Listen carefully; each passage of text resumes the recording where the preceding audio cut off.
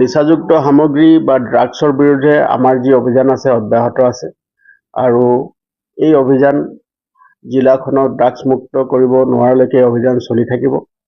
অসমৰ মাননীয় মুখ্যমন্ত্ৰী ডাঙৰীয়াই অসম ৰাজ্যখনক ড্ৰাগছ মুক্ত কৰিব বিচাৰিছে, গতিকে এই অভিযান আমাৰ সদায় অব্যাহত আছে।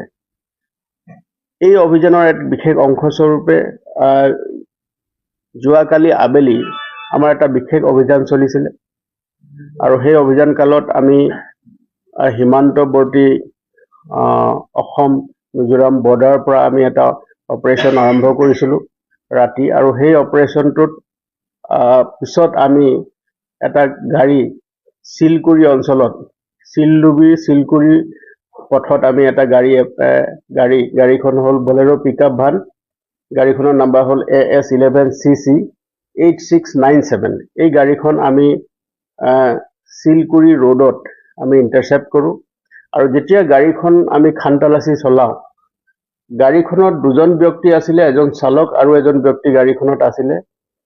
তেওঁলোকৰ নাম হ'ল আনোৱাৰ হুছেইন লস্কৰ, ছান অফ আব্দুল জলিল, জামালপুৰ ধলাই। দ্বিতীয়জন ব্যক্তি আছিলে ৰিপন আহমেদ লস্কৰ, ছান অফ আলতাফ হুছেইন লস্কৰ, জালালপুৰ ধলাই। এই দুইজন ব্যক্তিকে আমি সোধপোছ কৰোঁ আৰু সোধপোছ কালত সেই গাড়ীখনত স্পেচিয়েলি মেড বা বিশেষভাৱে নিৰ্মিত এটা চেম্বাৰ কোঠাত তেওঁলোকে 35টা চাবোনৰ বাকচত নিচাযুক্ত সামগ্ৰী কঢ়িয়াই লৈ যোৱাৰ তথ্য আমি পাওঁ। আৰু তাৰ পাছত আমি যেতিয়া মিস্ত্ৰী আনি যেতিয়া আমি তাত খানতালাচি চলাওঁ, তেতিয়া এই 35টা বা 35টা চাবোনৰ বাকচত সাসপেক্টেড টু বি হিৰইন আমি জব্দ কৰোঁ আৰু জব্দ কৰি আমি সেইখিনি স্থলীতে ইণ্ডিপেণ্ডেণ্ট উইটনেছ বা সাক্ষীবাদীৰ সন্মুখতে আমি সামগ্ৰীখিনি জব্দ কৰোঁ।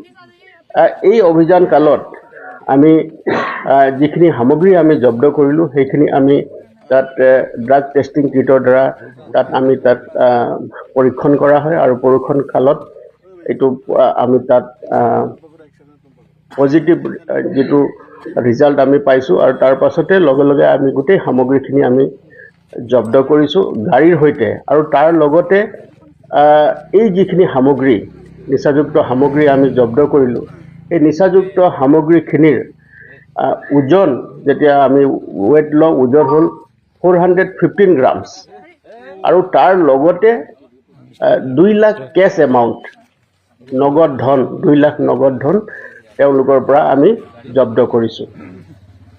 আৰু এই যিখিনি নিচাযুক্ত সামগ্ৰী আমি জব্দ কৰিবলৈ সক্ষম হ'লোঁ, সেই নিচাযুক্ত সামগ্ৰীখিনিৰ চোৰাং বজাৰত আজিৰ মূল্য হ'ব প্ৰায় 2 কোটিৰো অধিক, প্ৰায় 2 কোটি 20 লাখ টকা হ'ব।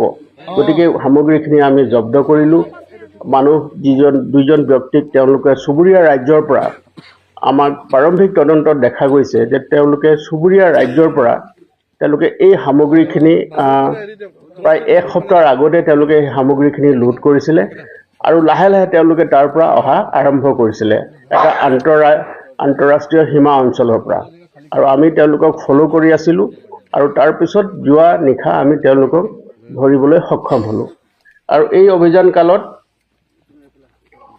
যিসকল লোক আৰু জড়িত হৈ আছে, এই যি নিচাযুক্ত সামগ্ৰীত অবৈধ যি সৰবৰাহ হৈছিলে, এই সৰবৰাহৰ লগত যিসকল ব্যক্তি আৰু জড়িত হৈ আছে তেওঁলোকক আমি টেকনিকেল এনালাইচিছৰ জৰিয়তে তাৰ আপৱাৰ্ড লিংকেজ আৰু ফৰৱাৰ্ড লিংকেজেছ, বেকৱাৰ্ড লিংকেজেছ আৰু ফৰৱাৰ্ড লিংকেজেছ যি আছে তেওঁলোককো আমি ধৰিবৰ কাৰণে আমি চেষ্টা কৰি আছোঁ।